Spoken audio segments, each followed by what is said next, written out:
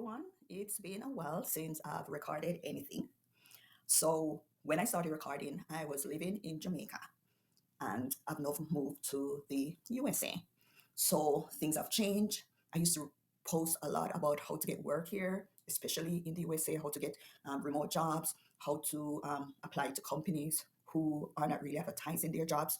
Now that I'm here, I find that things are different. I find that I'm in the reality of things. So I'm not telling you from a book or theory side of it. I'm telling you from my own experience. How did I go about getting my first professional job in the USA making $75,000 per year? It's not a coincidence. It's a progress. It's a process that I went through, consciously applying to certain jobs and consciously applying to certain area that enabled me to earn this amount of money. Before I even leave Jamaica, I had decided that I didn't want to come to the USA as a professional and then come here and then I'm stuck doing unskilled jobs, lower level jobs, which would require me to work 80 hours per week for me to even make a livable income. I did not want to do that. I've always thought that I wanted to come work my 9 to 5 and earn a decent income, go home, take care of my family. And if I want to do additional stuff like running a business or additional hours or study, it should be able to allow me to do that. So when I came, I started looking at different routes and different companies and different areas that I could go into. My background is in HR. And when I came mid 2023, I was looking at the various HR positions that are available and what my options are. What field should I go into? Should I stick to HR? Should I make a career move? As you know, a career move at a certain age might not be feasible, which some people might agree and some might disagree. So in July of last year, I started looking at nursing. I wanted to do something that could afford me a higher standard of living. And I also want an area that was in demand. So even if I move from different states, I would be able to get a job paying a decent amount of money. So got my green card December. It was, as you know, close to the new year. And I know that a lot of companies might not be recruiting going into December. But then I had my resume ready. I get on LinkedIn, get on Indeed, and start looking at different companies and start sending out applications in the area that I live. I lived little in and around my area. My area was about an hour outside of New York City. So I was living in the city, but when I searched, I realized that most HR jobs would be available in New York City. So I was willing to commute to New York City anyway, because that's where most of the jobs would be. So come December, I got my green card and now I'm ready to look for work. But I know that job search would take a time. So come January, I was excited. Now it's a new year and now employers are in full gear. So I started sending out applications. There are loads of HR jobs in New York City and in and around the area. So I actually chose New York City up to 60 miles radius. So I was looking at jobs in New York City, in Connecticut, in New Jersey, because I wanted to widen my prospects. So I started sending out applications, my resume, register on Glassdoor, Indeed, LinkedIn. I was reaching out to my network and joining various groups, Facebook groups, to see what I can get. So I started sending out these. So I started sending out these applications, and I was sending out. It was like a full-time job. I was sending out applications every day. I was sending out resumes every week. I was sending out maybe 50 or so every week. It's a lot of application to get through. So by the mid January or so, end of January, I realized that I've sent out maybe about 200 applications and I was not getting any positive respond. And these were, as I said, mainly in New York City. And then I did my own review to see what it was that I was doing wrong. When I started doing my review, I realized that a lot of the jobs, all the jobs that I applied to in New York City and surrounding area, they have loads of applicants. When you go on Indeed and LinkedIn, you can tell how many people apply to it. 500 people apply, 1,000 people apply to these roles. Then I realized that I was in a competition, a great competition in New York City that a lot of professionals are in. And I decided that I need to change the way I do my application.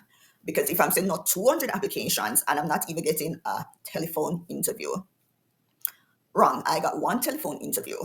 And with that telephone interview, I got a second interview for me to go on site. So that one telephone interview was for a healthcare company, and they wanted a recruiter. And this position would be based in Long Island, but they have decided that they need someone who is local and know the different areas. Because of the nature of the job, I would have to attend like different community centers and know where to go.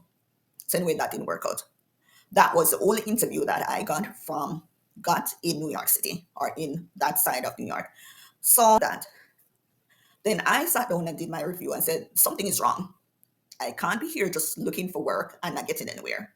And when I go online on Facebook and Reddit, I'm going to these immigration group where a lot of immigrants are. They're saying that it's hard for immigrants to get professional jobs when they come to the USA. You have to go and work in a store. You have to go and work in nursing homes. You have to go and work in areas that you're not used to, especially if it's a corporate job. It's very difficult to get a corporate job when you are fresh from overseas, and then you come when you're fresh from overseas. So I did my review and I was like, okay, so this is what I have to do. I either have to change completely, do something different, or I change the way I look for work. As you know, I'm new in the USA, so where I was living, I wasn't settled in. So I was quite open. I was like, seeing that I'm not settling, there must be areas in the US there must be areas in the US that have worker shortages. And then I started looking at applying to jobs in those areas. There are certain states that I wanted to go. My first aim was to go to Florida. That's where I wanted to live. So I went I went to LinkedIn and Indeed to see what the market was like. I gauge the market based on how many applications are made or how many applicants apply to my field, which is HR. And I see that in Florida, South Florida particularly, and I was open to other areas, Orlando, other areas. And I started to looking at these roles, how many people apply. I see that competition wasn't that as bad as it is in New York City. So I started sending applications to Florida. I also looked at North Carolina, even South Carolina. I was looking at Maryland, Virginia, Washington, D.C. And I started sending applications. I sent about 50 applications that week to those areas. And for the first time, I started getting reply from these applications. And they were a positive response. And these were the response that I got. Florida, I got about 2 interviews scheduled for that week. I got interviews scheduled for North Carolina, South Carolina. I also got an interview scheduled. No, I did not get any interview scheduled for Virginia. But I do get recruiters when I apply. And all the companies that I applied to in Virginia and Maryland, they all responded asking me if I am a US citizen, if I have security clearance. And then I was telling someone that this is strange. And then the person told me that a lot of these companies that I applied to directly, they were military contractors or government contractors. And there are a lot of those in Maryland, Washington, D.C., and a lot of them require security clearance. Then I realized that was the case. So a lot of them required security clearance, and I wouldn't be able to get that clearance. But at least I got a response. Those were a no-no. But then the ones in Florida, no. I did the telephone interview, and then for both of them, I was invited to come in for the on-site interview. I know I was in New York, and it wouldn't be feasible for me to travel every time I get an on-site interview for me to travel to Florida for these interviews. So I tried to negotiate with the company and ask them for Zoom interviews because I was planning to relocate. But these companies were not having it. Even one of the recruiters said to me that the issue that they're facing is that a lot of people say that they're available to work on site, and after they do the interview, accommodate them and do the Zoom interview, when they're given the offer, when they're given the job offer, then they try to negotiate working remotely. Therefore, they're not doing that. They're requiring applicants to come on site and do the interview. So that was my issue. So during that time, I had quite a few telephone interviews in Florida. North Carolina was the same. South Carolina was the same. I had a few interviews um, for South Carolina, North Carolina, and it was the same. They wanted me to come on site for the interview, and they didn't want to do Zoom interviews because of relocation thing. Which I understand. I now understand it now that I'm working in the field right now. I understand it. People would apply saying that they're willing to relocate, and when the time comes for them to relocate, they will tell you that they want the positions to be they want the position to be changed to a remote one. So I understand that. So I then decided that it's not gonna work. It's not feasible for me to be in New York and apply into these different places because I won't be able to attend the interviews. So I stopped looking elsewhere, and I was back again looking for work in New York City. And then again, I was at the same area. Then again, I was back to square one because I was sending out applications and I still wasn't getting any response.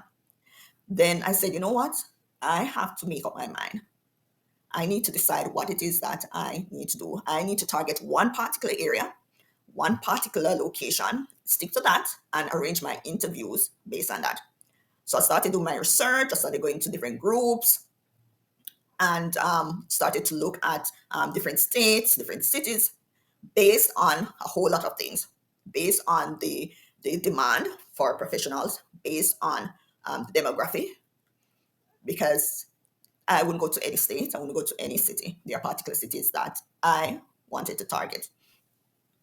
Then during my research, I realized that there was a city in New York that had a great demand for professionals.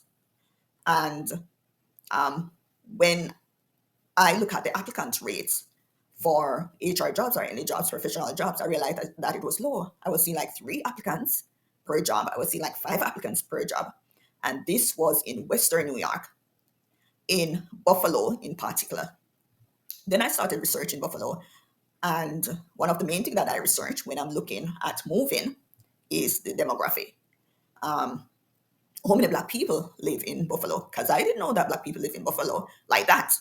I thought it was like a 3% or 5% of Black people live in Buffalo. So when I started researching, I realized that there's a lot of Black people in Buffalo. There's like 35% to 40%. And then when you go in the city, there's about 60%. The population is about 60%. I was surprised. So that was out of the way. So I went into a lot of Buffalo groups on Facebook, Reddit, and asked a lot of questions.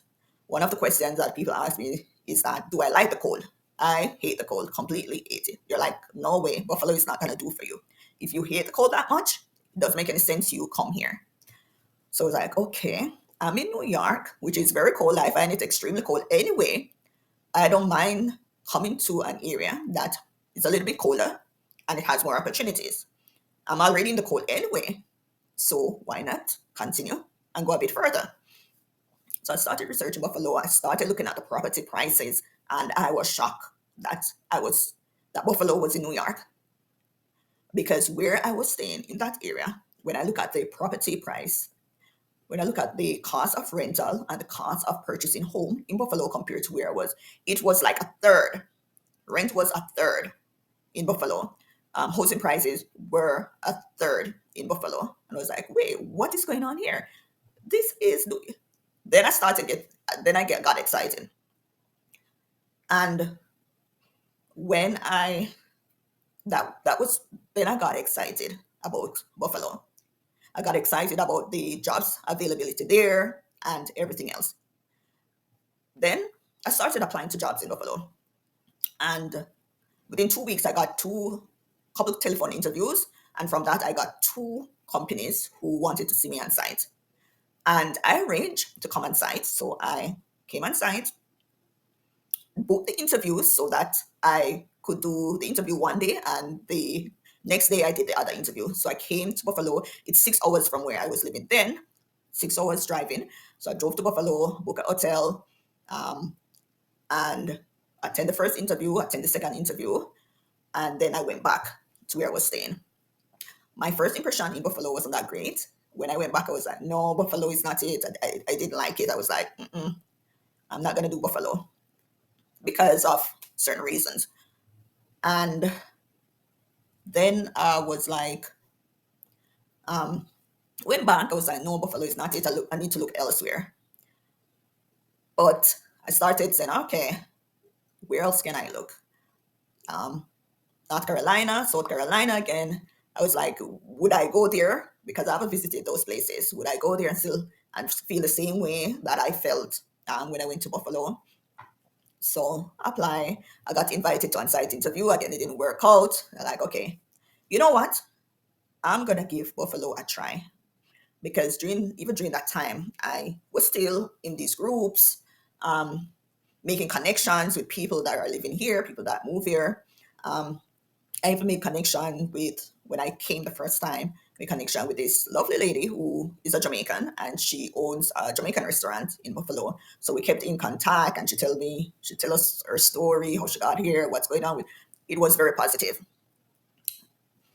So I said, you know what? I'm gonna move to Buffalo. I'm gonna make it happen. Those two companies that I originally applied for, they called me back for a second interview, on-site interview, and it was during that time when I said that no, Buffalo is not it. So I didn't. I told them that I had moved on to something else because I didn't want to come back to Buffalo. I didn't want. I had decided at that time that Buffalo wasn't the place. But then after that, I said, you know what? Let me give Buffalo a fair try. Applied, keep applying, no applying again to Buffalo, and I got a job interview, and I drive down here, did the interview, came to the interview. Interview went well. I like the company. I like the environment. Um, it was in an area in terms of the field.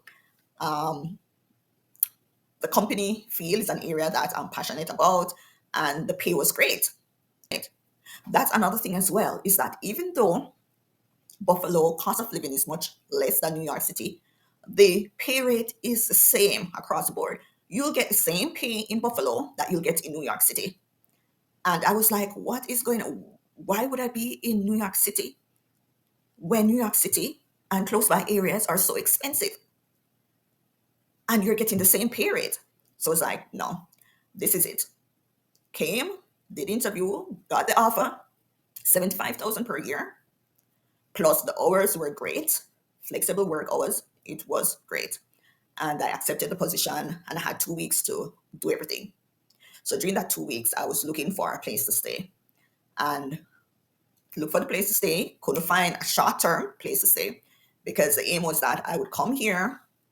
I didn't want to take my kids out of school at that point. I would come here and then in summer my kids would join me.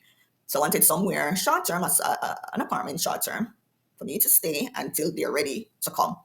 Couldn't find a short-term place in terms of short-term lease. Most people want at least a 1 year lease. So I came, so I started looking and somebody suggested Airbnb because I was in this Buffalo housing group and they said, you know what, go to Airbnb because the short-term thing is not going to work for you.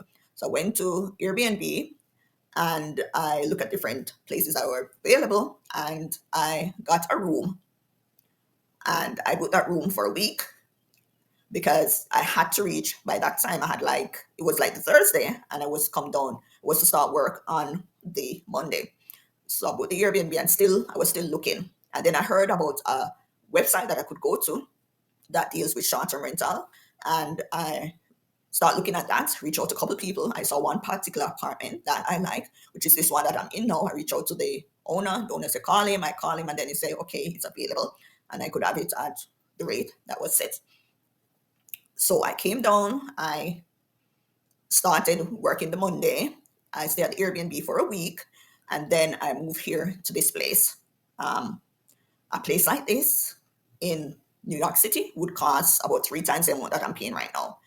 And as I said, the salary in Buffalo is the same as in New York City. So it just made perfect sense that I took it. Anyway, so this job that I have right now, it's paying $75,000 per year. And it's within my field, it's HR, and it's within my field. And um, that's how I got my first job, my first professional job in the USA, based on how I strategically apply and look for work.